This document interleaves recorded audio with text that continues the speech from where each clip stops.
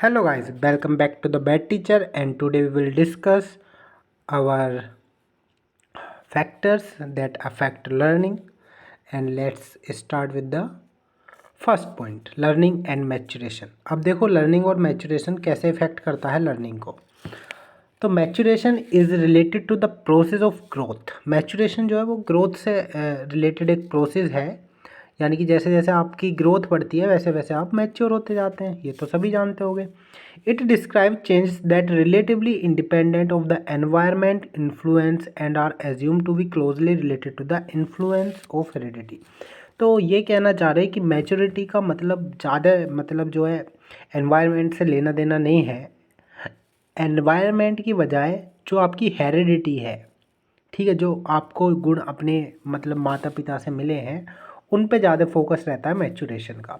Learning on the other hand is shaped primarily by individual interaction with the immediate environment. होता क्या है, learning जो है वो कहीं ना कहीं एनवायरनमेंट के साथ, जो आपके इमीडिएट एनवायरनमेंट है, मतलब इमीडिएट एनवायरनमेंट का मतलब है जो भी आपके आसपास एनवायरनमेंट है वो, उससे अफेक्ट होती है लर्निंग। ठीक बात है, एक एग्जांपल लेते हैं। For example, beginning to walk depends on the maturation of certain muscles groups and on increasing control over their movements. होता क्या है, अगर आपको चलना सीखना है, अगर आपको चलने की लर्निंग करनी है, सीखना है आपको, लर्निंग करनी है चलने की, तो ऐसा नहीं हो सकता कि आप पैदा हुए और चलना शुरू कर दिया। तो फिर कैसा होता है, ऐसा होता है जब आपकी मसल्स जो होती हैं टांगों की वो मैच्योर हो जाती हैं, एनफ मैच्योर हो जाती हैं किस चीज़ के लिए, चलने के लिए, तभी आप चल पाते हो। तो मैचुरेशन एक आ, ऐसा ऐसी टर्म है, मैचुरेशन एक ऐसी स्थिति है लाइफ में, उसके बाद ही कुछ आप लर्निंग कर सकते हैं। जैसे कि आप चलना चाहते हैं तो एकदम जन्म लिया बच्चे को तो उसे तो चलना सिखा नहीं सकते, वो टाइम लेता है जब तक कि वो चलने के काबिल ना हो जाए। But without the opportunity to practice various skills involve in walking, one may not walk at all. अब कोई बच्चा है, वो चलने लायक हो गया, लेकिन आपने उसको चलना ही नहीं सिखाया, आपने उसको हाथ पकड़ के चलना ही नहीं सिखाया, आपने उसे मोटिवेट ही नहीं करा चलने के लिए, तो क्या वो चल पाएगा? नहीं चल पाएगा। तो कहीं ना कहीं चलना जो है एनवायरनमेंट से भी रिलेट हो गया आपके।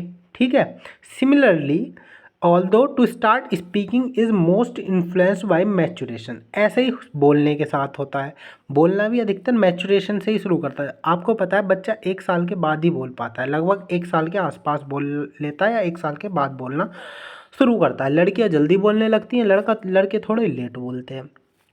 तो ये वही बात कह रहे हैं कि स्पीकिंग भी जो है वो भी मैचुरेशन से ही ज़्यादा इन्फ्लुएंस होती है। जब आप मैच्योर हो जाएंगे तभी आप वर्ड बोल पाएंगे फ्लुएंटली, तभी बोल पाएंगे जब आप जो है ज़्यादा मैच्योर हो जाएंगे। ठीक है, we also know that it is impossible to make a 6 month old baby learn multiplication table until a certain level of mental maturation is reach. और साथ ही साथ हम एक बात और जानते हैं, अब भैया हम जो है एक छोटे से बच्चे को तो मल्टीप्लाई करना नहीं सिखा सकते। कोई 6 महीने का बच्चा है, आप उससे कहो 2 और 2 को मल्टीप्लाई करो तो मल्टीप्लाई थोड़ी कर देगा, क्योंकि अब उसका मेंटल लेवल यानी कि वो मेंटली मैच्योर नहीं हुआ है, मेंटली उतना मैच्योर नहीं हुआ है कि वो गुणा कर पाए, वो मल्टीप्लाई कर पाए। तो आपने देखा कि मैच्योरेशन किस तरीके से लर्निंग को अफेक्ट कर रहा है।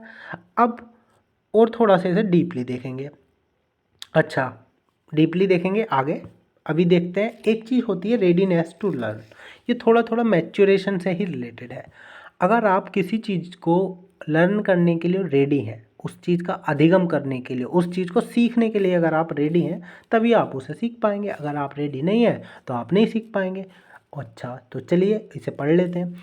While transacting learning material in the classroom you must have come across a pupil to be no attentive। कभी कभी हम क्या होता है, जब हम क्लास में जाते हैं बच्चों को पढ़ाने के लिए, कोई भी हम लर्निंग मटेरियल उन्हें दे रहे हैं, मतलब ट्रांसैक्ट कर रहे हैं, यानी कि हम उन्हें पढ़ाने की कोशिश कर रहे हैं, लेकिन हम देखते हैं कि कुछ बच्चों का ध्यान ही नहीं है पढ़ने पे। You become annoyed with him her. तो ऐसे बच्चों से हम क्या होते हैं, परेशान हो जाते हैं, गुस्सा आता है ऐसे बच्चों पे। When he she does not respond to your questions, जब हम क्वेश्चन पूछते हैं और बच्चा रिप्लाई नहीं देता तो हमें उस पर गुस्सा आने लगता है, उससे हम परेशान होने लगते हैं। Why does this happen? क्या आपने कभी सोचा है कि ऐसा हुआ क्यों? आपने क्वेश्चन पूछा, बच्चे ने आंसर क्यों नहीं दिया? इस डीपनेस में हमें जाना होता है एज अ टीचर। क्या आपने कभी उन बच्चों से इंक्वायरी करी है? Have you ever inquired about the people? Well, due to many reason which may be psycho physical and और social, the people may not be prepared to learn. अब बच्चों के क्या होते हैं, कुछ कारण होते हैं। वो साइको यानी कि मेंटली हो सकता है प्रिपेयर ना हो, या फिजिकली वो काम, अब आप कोई बच्चा चल नहीं सकता, उसके टांग में पोलियो है, उससे भागने के लिए कहने लगो तो वो कैसे भाग लेगा भैया? या फिर वो सोशली उतना कंफर्टेबल महसूस नहीं कर रहा वो बच्चा, और आप चाहते हैं कि वो खड़े होकर सबके सामने भाषण दे, और वो सोशली इतना फ्रेंडेबल है नहीं सबके साथ, तो क्या वो भाषण दे पाएगा? नहीं दे पाएगा। तो ये रीज़न होते हैं, हमें बच्चों से पूछने होते हैं। ठीक है, अब देखो रेडीनेस भी कई तरीके की होती है। There are various type of readiness, some relating to physical maturation. जैसे कि मैंने आपको बताया, जब तक बच्चे के मसल्स इतने मजबूत नहीं हो जाएंगे छोटे बच्चे के कि वो चल पाए, तब तक वो चल नहीं पाएगा। तो हम कहते हैं अगर 3 महीने का बच्चा नहीं चल सकता तो इसके पीछे क्या रीज़न है? इसके पीछे रीज़न है कि 3 महीने का बच्चा जो है वो फिजिकली मैच्योर नहीं है चलने के लिए। अच्छा, some to the development of intellectual skills. कुछ चीज़ें जो होती हैं, अगर मैं रेडीनेस की बात करूँ, वो मेंटल और इंटेलेक्चुअल स्किल पे भी डिपेंड करती हैं। ठीक है, and the acquisition of background information, और कुछ बैकग्राउंड इन्फॉर्मेशन पे भी निर्भर करती हैं। दोनों लगभग लगभग सेम ही बातें, थोड़ा सा फ़र्क है। देखो, अगर आपको मल्टीप्लिकेशन सीखना है, ठीक है, तो आपको एडिशन आना चाहिए, तभी आप मल्टीप्लिकेशन सीख पाओगे। तो ये जो आपसे एडिशन आता है तब आप मल्टीप्लिकेशन सीख पा रहे हो, तो ये एडिशन जो है वो आपकी बैकग्राउंड इन्फॉर्मेशन है। अगर आपके पास बैकग्राउंड इन्फॉर्मेशन है तो आप सीख पाओगे। ठीक है, तो हम कह सकते हैं कि एक तरीके से अगर बच्चा एडिशन जानता है तो यानी कि वो मेंटली रेडी है मल्टीप्लाई सीखने के लिए, ये बात हम कह सकते हैं। फॉर एग्ज़ाम्पल, अब लैंग्वेज लर्निंग की बात करेंगे। For example, in case of language learning, अगर हम लैंग्वेज लर्निंग की बात करें, it is not expected from a child to learn difficult words and sentence at early stage of learning.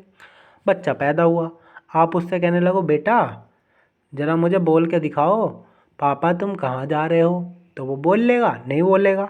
क्यों? क्योंकि अभी वो उस लेवल पे आए नहीं। समझ रहे हो? अभी वो जो है उस लेवल पे, अभी तो जब बच्चा छोटा है तो वो एक ही वर्ड तो बोलेगा। ऐसी फिजिकल एक्टिविटीज़ के साथ होता है। बच्चे को आप लिखाना चाहते हो, उससे पेन उठाना नहीं आता। समझ रहे हो? नाचना सिखाना चाहते हो, लेकिन बच्चा तो अभी लेट आए, 6 महीने का, उसे नाचना सिखा दोगे? नहीं सिखा पाते।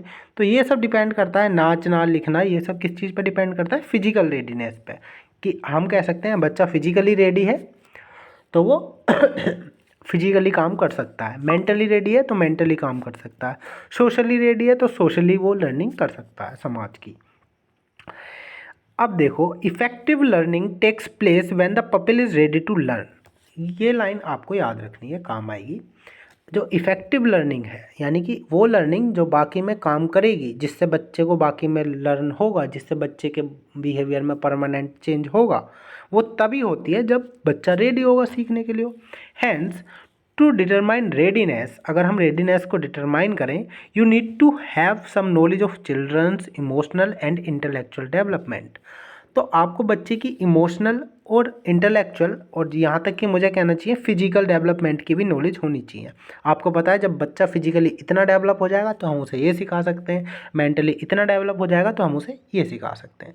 तो ये चीज़ आपको ध्यान रखनी है रेडीनेस टू लर्न में। तो दो चीज़ हो गई, learning and maturation. Maturation depend करती है लर्निंग को, और क्या?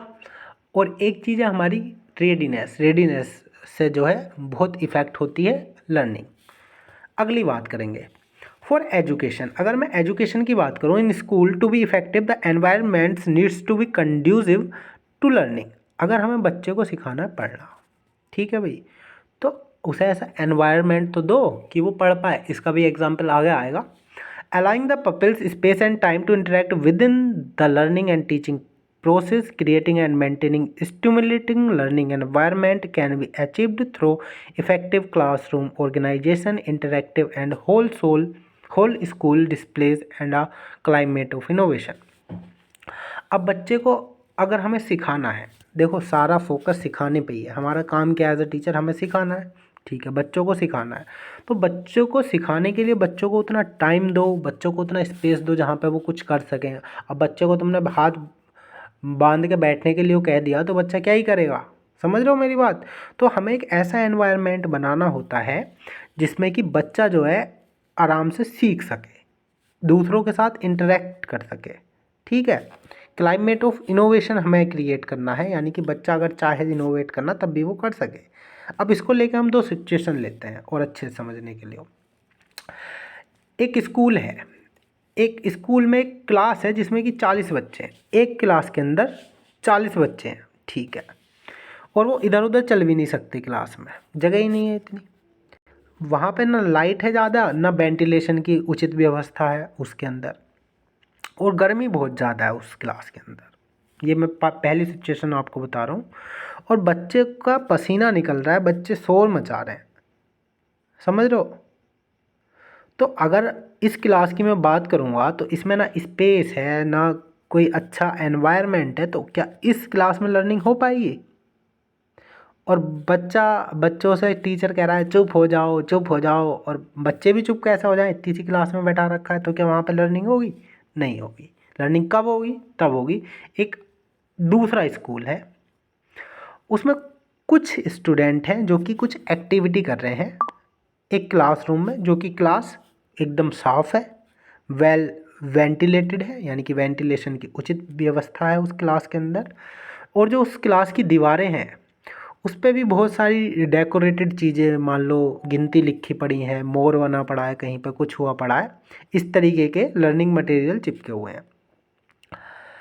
और अगर हम बात करें तो टीचर बहुत फ्रेंडली है, बहुत अंडरस्टैंडिंग है, बच्चों पे चिल्ला नहीं रहा जैसा पहली सिचुएशन में हो रहा था, बहुत अच्छा टीचर है। और जो टीचिंग लर्निंग मटेरियल हैं वो अवेलेबल हैं क्लास के अंदर सभी बच्चों के लिए। तो अब इन दोनों कंडीशन में कब ज़्यादा अच्छी लर्निंग होगी, तो सबको पता है दूसरा, जब एनवायरनमेंट अच्छा होगा तभी ज़्यादा लर्निंग अच्छी होगी। इन रियलिटी अगर हम वास्तव में बात करें, conducive learning environment do not just happen. अगर मैं बात करूँ, कंड्यूसिव का मतलब होता है अनुकूल, जिसमें बच्चे सीख सके, ऐसा एनवायरनमेंट होता नहीं है। Do not just happen, it needs to be created, उसे बनाने की ज़रूरत होती है। By considering the physical environment like the size of class, और उसे बनाने के लिए हमें क्या करना पड़ता है, क्लास के साइज़ पे ध्यान देना पड़ता है, कक्षा की दीवार का क्या कलर है उस पर ध्यान देना पड़ता है, फ्लोरिंग किस टाइप की है, अब पूरी क्लास में फ्लोरिंग में गड्ढे गड्ढे हुए पड़े हैं तो वो भी नहीं है, वेंटिलेशन कैसा है, लाइट है नहीं है क्लास में, इन सब चीज़ों का अगर आप ध्यान दे रहे हो तो आप चाइल्ड फ्रेंडली एनवायरनमेंट बना रहे हो, ठीक है। अब हम एक इस लाइन को भी पढ़ लेते हैं। Safe, attractive and comfortable child friendly environment help children engage in the activities you offered. तो जब भी हमारा चाइल्ड फ्रेंडली एनवायरनमेंट होगा तो वो बच्चों को डेफिनेटली हेल्प करेगा कि वो एक्टिविटी जो आप उन्हें दे रहे हो उसमें इंगेज रहेंगे बच्चे। अच्छा सेफ एनवायरनमेंट होगा, अट्रैक्टिव होगा, कंफर्टेबल होगा बच्चों के लिए, तो बच्चे इन्वॉल्व रहेंगे एक्टिविटी में, और एक्टिविटी में ही तो इन्वॉल्व करना है बच्चों को, तो वो खुद ही सीख जाएंगे। चलिए अब देखते हैं अपना नेक्स्ट टॉपिक, मतलब और क्या चीज़ है जो लर्निंग को इफ़ेक्ट करेगी। हमने पढ़ा कि लर्निंग को इफ़ेक्ट करने वाला एक तो मैच्योरेशन हो गया, एनवायरनमेंट हो गया, रेडीनेस हो गई, चाहे वो फिजिकल हो चाहे वो मेंटली हो, और जिस इंटेलेक्चुअल हो, सभी तरीके की रेडीनेस हो गई। अब मोटिवेशन का क्या वो है, अगर देखो बच्चा मेंटली भी रेडी है, आप हो इस कक्षा में कि आप जो है गुणा सीखना चाहते हो, मल्टीप्लाई सीखना चाहते हो, लेकिन आप सीखना चाहते हो, रेडी तो हो, लेकिन अंदर से मन ही नहीं करता सीखने का, मेंटली प्रिपेयर हो। अब जैसे कि मान लो 7-8 साल का बच्चा हो गया, वो भाग सकता है पर वो भागना ही नहीं चाहता अंदर से, तो वो कैसे भागना सीखेगा, या फिर वो जो गुणा करने के लिए रेडी है लेकिन वो गुणा करना ही नहीं चाहता, तो वो गुणा करना कैसे सीखेगा? तो वो करना नहीं चाहता, इस चीज़ को समझेंगे हम मोटिवेशन में। मोटिवेशन क्या होता है? Motivation refers to the force originated और generated in the individual which sustain, direct and controls the activity of the pupil till the goal is achieved। देखो बहुत अच्छी डेफिनेशन है मोटिवेशन की, इससे बेहतर नहीं मिलेगी। तो मोटिवेशन क्या है? मोटिवेशन एक ऐसा फोर्स है जो कि ओरिजिनेट होता है या जनरेट करना पड़ता है। ओरिजिनेट यानी कि अंदर से होना, अंदर से ओरिजिनेट होता है ऐसा फोर्स है, या तुम उसे बाहरी रूप से जनरेट करते हो बच्चे के अंदर, ऐसा फोर्स है। किस लिए? ताकि वो अपने आप को, किसको? अपने आप को वो डायरेक्ट कर सके, निर्देशित कर सके, और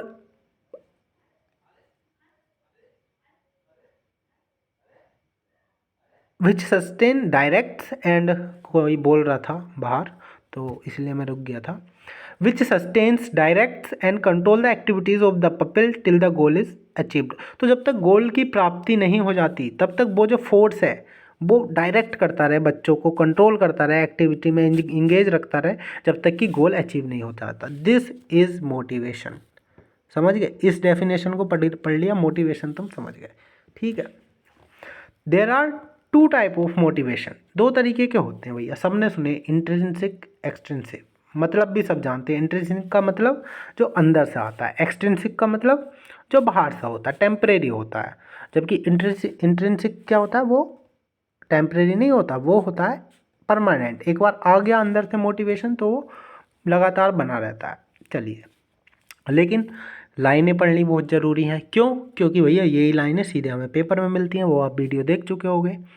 तो इंट्रिंसिक मोटिवेशन क्या है? Refers to motivation that is driven by an interest और enjoyment in task itself and exist within the individual rather than relying on any external pressure.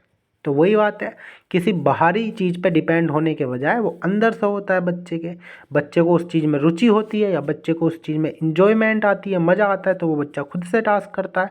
तो वो किसी एक्सटर्नल प्रेशर से डर के या मार से डर के या किसी रिवार्ड के मिलने के लालच में वो काम नहीं करता, क्योंकि उसे मज़ा आता है, उसे इंटरेस्ट आता है उस काम करने में, तो वो करता है। जैसे कि आपको भी किसी ना किसी काम में इंटरेस्ट आता होगा, उस काम के लिए आपको कोई मोटिवेट नहीं करता होगा, लेकिन आप वो काम फिर भी करते हैं। You know what I mean. Intrinsic motivation is based on taking pleasure in an activity rather working towards an external reward. Same ही बात है। Intrinsic motivation result in high quality learning and creativity. अब देखो, वो कहते हैं ना कि कौन सा अच्छा है, इंट्रिंसिक मोटिवेशन अच्छा है, एक्सट्रिंसिक अच्छा है। तो यहाँ पे साफ साफ लिखा हुआ है, intrinsic motivation result in high quality learning and creativity. तो जो भी बच्चा अंदर से मोटिवेट है ना, इंट्रिंसिक मोटिवेट है ना, वो हमेशा रिजल्ट अच्छे देगा और उसकी लर्निंग बहुत हाई क्वालिटी की होगी। एग्जाम्पल ले लेते हैं। For example, preparing any project in science, mathematics may give pleasure to the pupil, as a result of which he is motivated to undertake similar activities on his or her own।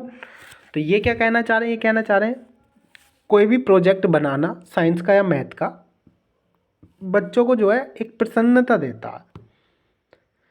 क्यों? क्योंकि वो उस चीज़ के लिए motivated है, ऐसी activities करने के लिए मोटिवेटेड है। समझ रहे हो? तो जो बच्चे साइंस के प्रोजेक्ट में हिस्सा लेते हैं बढ़ चढ़ के, तो उन्हें उस चीज़ को करने में इंटरेस्ट आता है। ऐसा नहीं है कि करना है, मार्क्स लाने हैं तो करना है, नहीं, वो जो है उन्हें मज़ा आता है उस चीज़ को करने में। समझो इस बात को। मूड में हूँ मैं आज, चाहे कोई वीडियो देखे न देखे। एक्सट्रिंसिक मोटिवेशन की मैं बात करूँगा। Refers to the performance of an activity in order to attain an outcome and comes from outside of the individual। देखो, एक्सट्रिंसिक मोटिवेशन क्या है? एक्सट्रिंसिक मोटिवेशन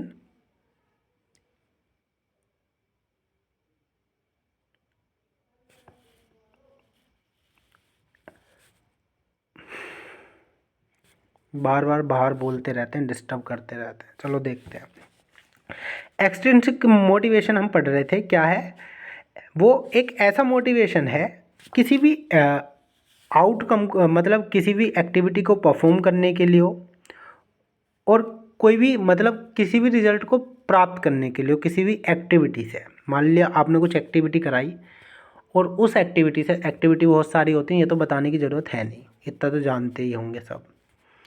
तो उससे हमें जो भी आउटकम लेकर आना है, ठीक है, तो वो आउटकम जो लेकर आना है वो बच्चे के अंदर से नहीं आता, जैसे इसमें आ रहा था, come from outside of the individual, वो बाहर से आता है। कैसे? किसी लालच में आता है। फॉर एग्जाम्पल देखते हैं, a student who does not his homework only because he she fears parental dissatisfaction for not doing it is externally motivated because she is doing the work in order to attain a separable outcome of avoiding parental dissatisfaction। Okay, अब देखो कोई एक बच्चा है, कोई बच्चा अगर काम कर रहा है, अपना होमवर्क कर रहा है, इसलिए नहीं कि उसे मज़ा आ रहा है, वो अगर कोई बच्चा होमवर्क कर रहा है बस इसलिए कि अगर वो होमवर्क नहीं करेगा तो उसके मम्मी पापा को अच्छा नहीं लगेगा, समझ रहे हो? तो ऐसा बच्चा क्या है? एक्सटर्नली मोटिवेटेड है, वो एक्सट्रिंसिकली मोटिवेटेड है वो बच्चा, क्योंकि वो जो है ना, वो बच्चा अपने पेरेंट्स के डिससेटिस्फेक्शन से बचने के लिए वो ऐसा कर रहा है। होमवर्क वो जो कर रहा है वो अपने मन से नहीं कर रहा, तो वो क्या है? एक्सटर्नल भी बोल सकते हो, एक्सट्रिंसिक भी बोल सकते हो, एक ही बात है, ठीक है। कॉमन एक्सट्रिंसिक मोटिवेशन आर, अब कॉमनली ये होते क्या हैं? जो एक्सट्रिंसिक मोटिवेशन है वो क्या होते हैं? एग्जाम्पल क्या है उनके? Reward like money and grades, आप बच्चों को अंक देते हैं, अगर बच्चे अंक के लिए पढ़ रहे हैं तो उनके अंदर इंटरनल मोटिवेशन नहीं है, उनके अंदर एक्सटर्नल मोटिवेशन है। समझना इस बात को। बच्चे अगर पैसे के लिए पढ़ रहे हैं, भैया जो फर्स्ट रैंक आएगा उसे हम देंगे एक थार गिफ्ट, तो ये थार क्या है? एक्सिक motivation. Parents and teacher often reward their children for successful completion of learning task, तो पेरेंट्स और टीचर क्या करते हैं, जब भी वो उनके बच्चे कोई टास्क कंप्लीट करते हैं तो उन्हें कुछ ना कुछ रिवार्ड देते हैं, जो कि एक अच्छी बात नहीं है, ये हमें यहाँ पे कहना पड़ेगा, क्योंकि NIOS हमसे ये कह रहा है। तो इस बात से क्या क्लियर होता है? इस बात से क्लियर होता है clearly school is not the only place for learning, school ही केवल जो है वो लर्निंग करने के स्थान नहीं है, समझ रहे हो? सीखने के। One can acquire a wide range of experience from the world around him और हर। इसी बात के साथ हम ये अपनी आज की वीडियो ख़त्म करते हैं। इस बात को समझ लो कि लर्निंग जो है वो केवल स्कूल में नहीं होती है भैया, स्कूल से बाहर भी होती है लर्निंग, ठीक है। जो आपने क्या सीखा है स्कूल में? कुछ नहीं सीखा, जो सीखा आपने बाहर से सीखा है। मतलब ऐसा भी नहीं कहना चाहिए कुछ नहीं सीखा, सीखा तो बहुत कुछ है, लेकिन आप अपने बाहर के एनवायरनमेंट से भी बहुत कुछ सीखते हो, आप उसको इग्नोर नहीं कर सकते, और आप जो है जो स्कूल में सीखते हैं वो भी इग्नोर नहीं कर सकते। तो ये बात मैंने क्यों बताई? क्योंकि ये बात जाननी ज़रूरी है, क्योंकि इसी टाइप के क्वेश्चन आते हैं। इसी के साथ इस वीडियो का हम करते हैं दी एंड। मिलेंगे नेक्स्ट वीडियो में, और क्या पढ़ने वाले हैं भैया वो देखते हैं क्या पढ़ने वाले हैं। तब तक के लिए टाटा बाय।